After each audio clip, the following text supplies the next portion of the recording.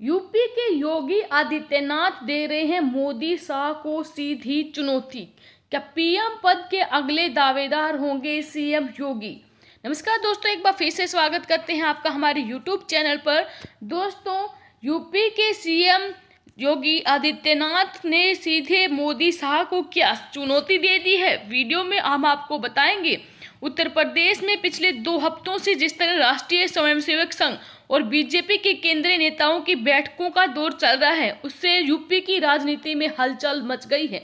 सरकार और संगठन में बदलाव की संभावनाओं के बीच दोनों सत्रों पर नेतृत्व परिवर्तन तक की चर्चा जोर शोर से हो रही है। हालांकि जानकारों को इसके बावजूद किसी बड़े बदलाव की उम्मीद नहीं दिख रही। इन सब के बीच यूपी की राजनीति में एक महत्वपूर्ण नाम फिर से चर्चा में आ गया है, जिसे 4 महीने पहले उल्का पिंड की भांति यूपी की राजनीति में उतारा गया था। उनके जरिए बड़े बदलाव की संभावना जताई गई थी। ये नाम है पूर्व नौकरशाह और प्रधानमंत्री नरेंद्र मोदी के बेहद करीब माने जाने वाले अरविंद कुमार शर्मा। जी हाँ दोस्तों, आखिर कौन है अरविंद कुमार शर्मा? शर्मा ने इसी साल जनवरी में अपने रिटायरमेंट से महज कुछ दिन पहले इस्तीफा दिया था। इसके बाद वो बीजेपी में शामिल हो गए और देखते ही देखते उन्हें बीजेपी के विधान परिषद के जरिए सदन में भेजा गया। इस वजह से राजनीतिक गलियारों में चर्चा उठ खड़ी हुई थी कि राज्य सरकार में बड़े बदलाव की तैयारी हो रही है।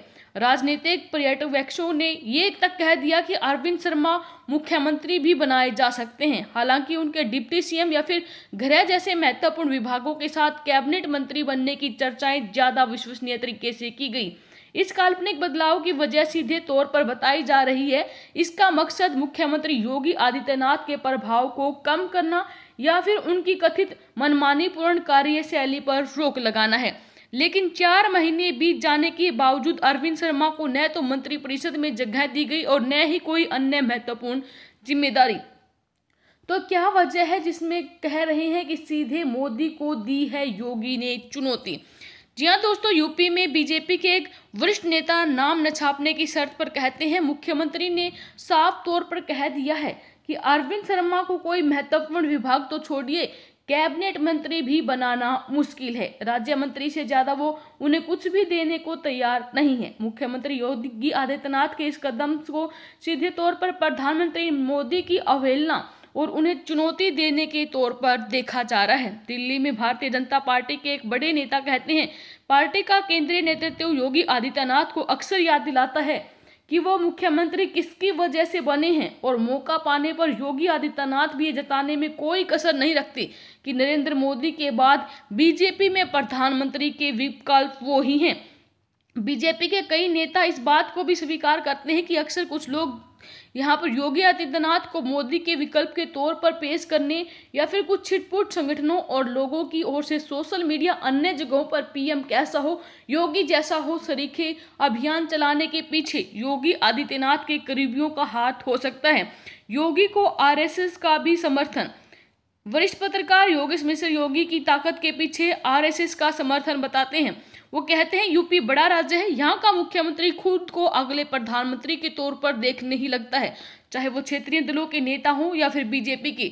दूसरे, योगी आदित्यनाथ के साथ संघ है। तमाम विरोधों के बावजूद संघ की वजह से वो मुख्यमंत्री बने थे और अभी भी वो संघ की पसंद है। इसलिए अरविंद शर्मा का पैराशूट की तरह यहाँ पर भेजने के कदम को भी आरएसएस ठीक नहीं मानता है। उत्तर प्रदेश में योगी आदित्यनाथ के नेतृत्व में बीजेपी सरकार अपना कार्यकाल अब लगभग पूरा करने वाली है, लेकिन राज्य में सीधे मुख्यमंत्री बदलने की आशंकाएं जितनी आज बलती दिख रही है उतनी पिछले 4 सालों में कभी नहीं दिखी, या यूं कहें कि इससे पहले ऐसी चर्चाएं शुरू होने के साथ ही दम तोड़ देती थी।